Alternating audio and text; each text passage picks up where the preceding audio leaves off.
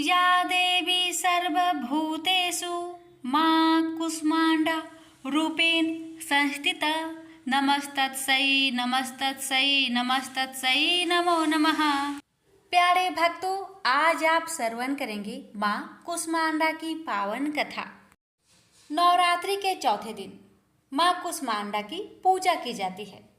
मां कूष्मांडा को अष्टभुजा देवी के नाम से भी जाना जाता है।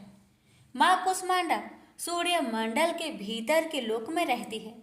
मां कूष्मांडा की पूजा करने से रोग, दोष और यश, बल और धन में वृद्धि होती है। मां कूष्मांडा की पूजा करने से सभी मनोकामनाएं पूरी होती है। मां कूष्मांडा की पूजा करने से प्राण शक्ति और बुद्धिमत्ता बढ़ती है। मां कूष्मांडा को पीले रंग के फूल या चमेली का फूल अर्पित करना चाहिए। मां कूष्मांडा को मालपुआ का भोग लगाना चाहिए। मां कूष्मांडा की पूजा के लिए पीले रंग के कपड़े पहनने चाहिए। मां कूष्मांडा की पूजा के बाद प्रसाद को दान करना चाहिए और स्वयं भी ग्रहण करना चाहिए। मां कूष्मांडा की पूजा के बाद आरती करनी चाहिए। मां कूष्मांडा को श्रृंगार में सिंदूर, काजल, चूड़ियां, बिंदी, बिछिया, कंघी, दर्पण और पायल भी अर्पित कर सकते हैं। नवरात्रि के चौथे दिन देवी माता को कूष्मांडा के रूप में पूजा जाता है। अपनी मंद हल्की हंसी के द्वारा अंड यानी ब्रह्मांड को उत्पन्न करने के कारण इस देवी को कूष्मांडा नाम से अभिहित किया गया है।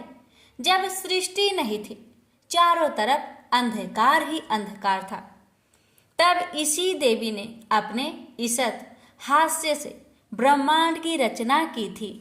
इसलिए इसे सृष्टि की आदि स्वरूपा या आदि शक्ति कहा गया है। इस देवी की 8 भुजाएं हैं, इसलिए अष्टभुजा कहलाई। इनके 7 हाथों में क्रमशः कमंडल, धनुष, बाण, कमल, पुष्प, अमृत पूर्ण कलश, चक्र तथा गदा है। 8वें हाथ में सभी सिद्धियों और निधियों को देने वाली जपमाला है।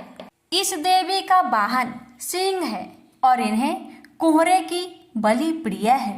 संस्कृति में कुहरे को कूष्मांड कहते हैं, इसलिए इस देवी को मांडा कहा जाता है। इस देवी का वास सूर्य मंडल के भीतर लोक में है। सूर्य लोक में रहने की शक्ति क्षमता केवल इन्हीं में है, इसलिए इनके शरीर की कांति और प्रभा सूर्य की भांति ही दिव्य पैमान है।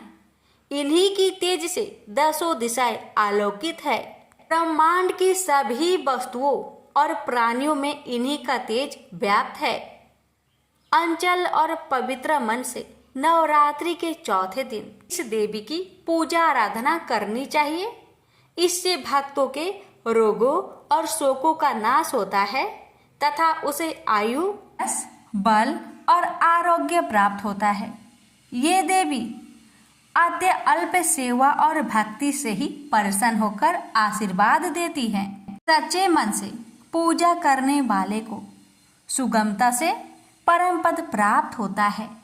विधि विधान से पूजा करने पर भक्त को कम समय में ही कृपा का सूक्ष्म भाव अनुभव होने लगता है।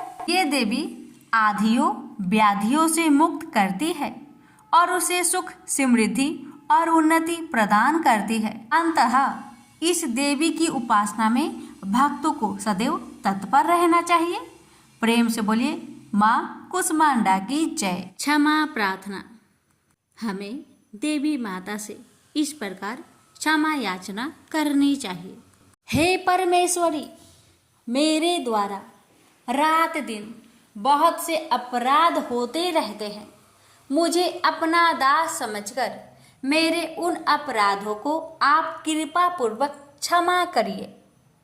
परमेश्वरी, मैं आह्वान करना नहीं जानती, विसर्जन करना नहीं जानती तथा पूजा करने का ढंग भी नहीं जानती। हे माँ, मुझे क्षमा करिए। देवी सुरेश्वरी, मैंने जो मंत्रहीन ना मंत्रों को मैं जानती हूँ, क्रियाहीन ना क्रियाओं को जानती हूँ और भक्तिहीन ना भक्ति के प्रकार जानती हूँ। पूजन क्या है, वह सब आपकी कृपा से पूरे हो। सैकड़ों अपराध करने के बाद भी जो आपके शरण में आके जगदम्बा कहकर पुकारता है, उसे वह गति प्राप्त होती है जो ब्रह्मादि देवताओं के लिए भी पाना आसान नहीं है। जगदम्बिके, मैं अपराधी हूँ, किंतु आपकी शरण में आया हूँ। इस समय दया का पात्र हूँ, आप जैसा चाहे वैसा करे। हे देवी परमेश्वरी, अज्ञान बस भूल से या बुद्धि भ्रष्ट होने के कारण मैंने जो भी न्यूनता या अधिकता कर दी हो, वह सब क्षमा करें और प्रसन्न होइए। सच्चिदानंद स्वरूपा परमेश्वरी, जगत माता कामेश्वरी, आप प्रेम पूर्वक मेरी यह पूजा स्वीकार करें और मुझ पर प्रसन्न रहे। देवी सुरेश्वरी, आप गोपनीय से भी गोपनीय वस्तु की रक्षा करने वाली हैं। मेरी निवेदन किए हुए इस जप को ग्रहण करिए। आपकी कृपा से मुझे सिद्धि प्राप्त हो। इस प्रकार क्षमा प्रार्थना मंत्र के पाठ से दुर्गा माता आपके जाने अनजाने में हुए सारे अपराधों को क्षमा करेंगी और उनकी कृपा सदैव आपके ऊपर बनी रहेगी। तो प्रेम से बोलिए जगदम्बा माता की जय।